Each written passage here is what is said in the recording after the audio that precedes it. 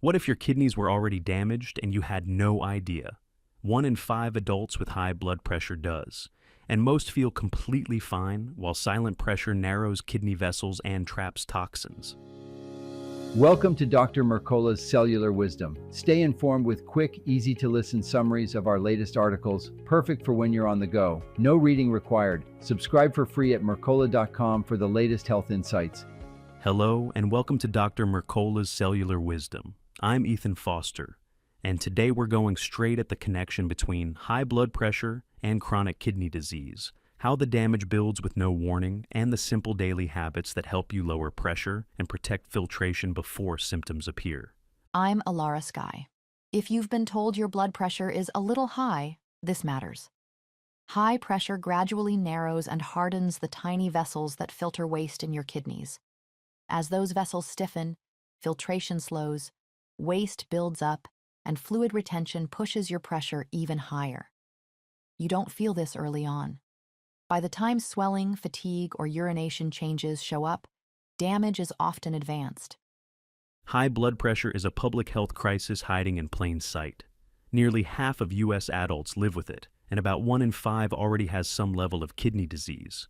It's the second leading cause of kidney failure after diabetes. Black adults face a disproportionate burden, making up 35% of kidney failure cases, while representing a much smaller share of the population. The practical takeaway is simple.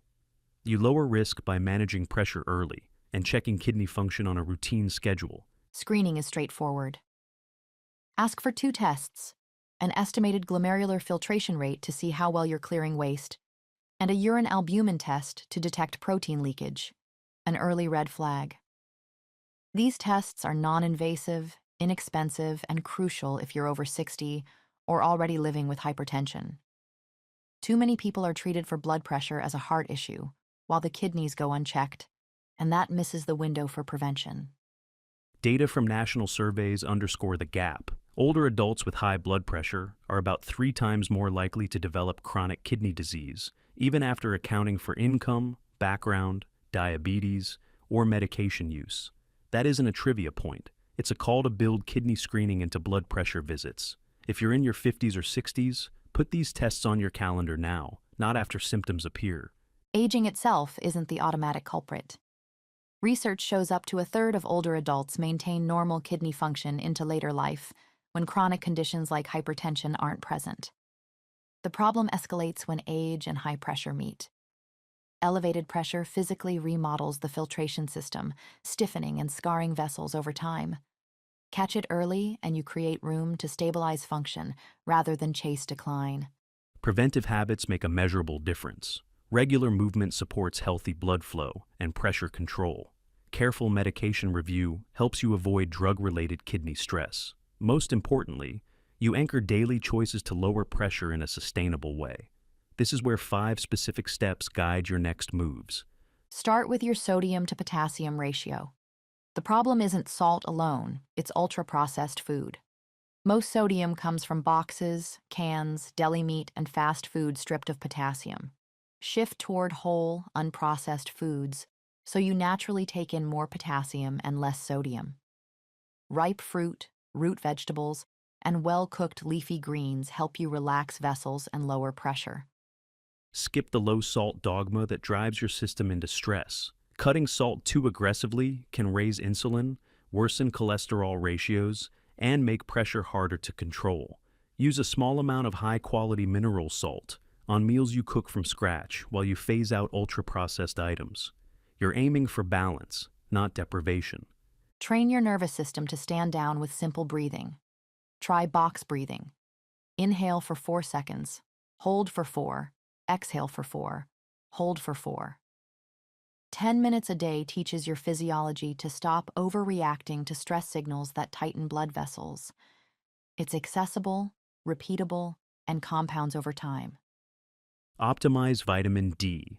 This hormone-like nutrient helps regulate the renin-angiotensin system that directly controls blood pressure. When your vitamin D is low, that system can become overactive and drive pressure up. Get regular sun exposure, but avoid peak hours from 10 a.m. to 4 p.m. if you consume linoleic acid from vegetable oils. Cut those oils for at least 6 months before planning peak sun. Test your vitamin D twice a year. Aim for 60 to 80 nanograms per milliliter, and consider vitamin D3 if you don't get consistent sun. Move more, matched to your starting point. If you're already active, target an hour of moderate aerobic movement daily, walking, cycling, or swimming. If you're starting from zero, anchor the habit with 10-minute walks after meals. Consistency beats intensity here. Every bout of movement helps your vessels relax and your kidneys handle fluid more efficiently. Bring it back to early detection. You may feel fine while pressure strains your filtration system. If you're over 60 or in a higher risk group, ask for an eGFR and a urine albumin test at your next visit. Those numbers tell you what your kidneys are experiencing long before symptoms show. Think of this as expanding the narrative around blood pressure. It isn't just a cardiac story. It's a kidney story that touches every organ system when waste doesn't clear well.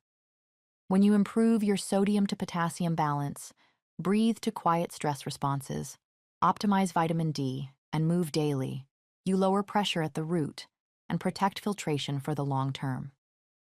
Here's your challenge for the week. Schedule eGFR and urine albumin tests if you have high blood pressure or you're over 60. Replace one ultra-processed meal a day with a whole food option that improves your potassium intake. Practice box breathing for 10 minutes daily, and add a 10-minute walk after your biggest meal. Thank you for watching Dr. Mercola's Cellular Wisdom. We'll see you on the next episode. Thanks for watching. Subscribe now and click the notification bell so you never miss an update. See you in the next video.